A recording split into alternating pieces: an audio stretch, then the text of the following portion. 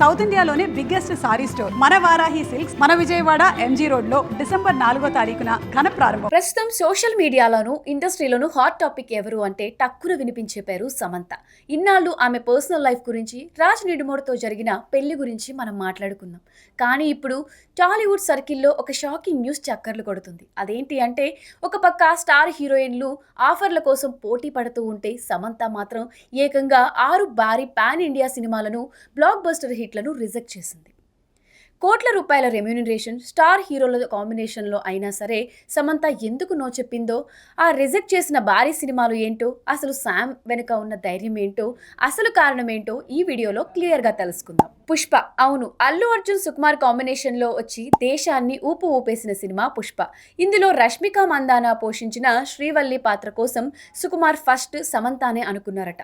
రంగస్థలంలో రామలక్ష్మి పాత్రలో magic create చేసిన శామ్ని ఈ డి గ్లామర్ రోల్కి అడిగారట. కానీ అప్పట్లో శామ్ కొన్ని కారణాల వల్ల నో చెప్పింది. ఆ తరువాత ఏం జరిగిందో మనకి తెలిసిందే.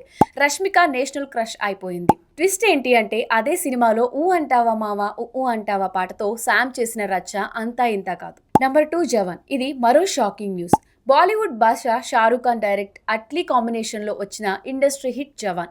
ఇందులో లేడీ సూపర్ స్టార్ నయనతార చేసిన పోలీస్ ఆఫీసర్ పాత్ర కోసం మొదట సమంతాను సంప్రదించారట. ఒకవేళ శామ్ కనుక ఓకే చెప్పి ఉంటే ఈ పాటికి బాలీవుడ్లో ఆమె రేంజ్ మరోలా ఉండేది. కానీ ఆ ఛాన్స్ మిస్ అయింది. Number 3, Dasara. Natural star Nani కెరియర్లోనే హైయెస్ట్ గ్రాస్గా నిలిచిన సినిమా దసరా.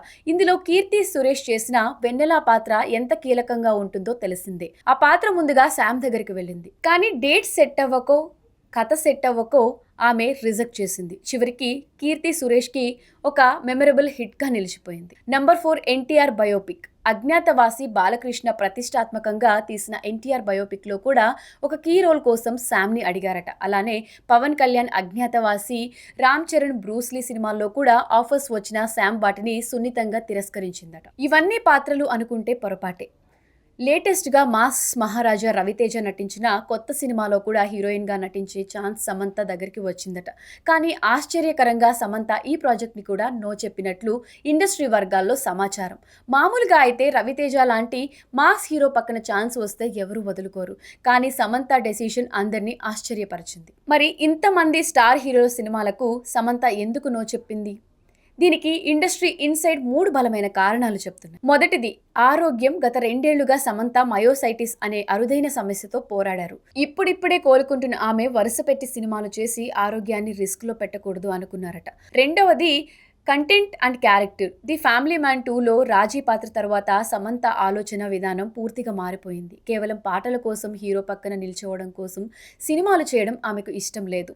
నటనకు స్కోప్ ఉండి తన పాత్రకు ప్రాధాన్యత ఉంటేనే చేస్తానని ఆమె ఫిక్స్ అయిపోయిందట. మూడవది, రాజ్ నిడుమోరు ప్రభావం. ఇప్పుడు ఆమె జీవిత భాగస్వామి రాజ్ నిడుమోరు. ఆయన క్రియేటివ్ డైరెక్టర్. ఆయనతో ప్రయాణం మొదలయ్యాక శామ్ కేవలం కమర్షియల్ సినిమాల వైపు కాకుండా ఇంటర్నేషనల్ స్టాండర్డ్స్ ఉన్న కంటెంట్ వైపు అడుగులు వేస్తుంది. డబ్బు కంటే క్వాలిటీ ముఖ్యమని ఆమె బలంగా నమ్ముతోంది. సో ఫ్రెండ్స్, ఒకప్పుడు స్టార్ హీరోలు అంటే వరుసగా సినిమాలు చేయాలి అనుకునేవారు. కానీ సమంత మాత్రం నేను లేటుగా వచ్చినా లేటెస్ట్గా క్వాలిటీగా వస్తాను అని నిరూపిస్తోంది. పుష్ప, జవాన్ లాంటి హిట్స్ పోయినా తన టర్మ్స్ మీద తను బతుకుతోంది.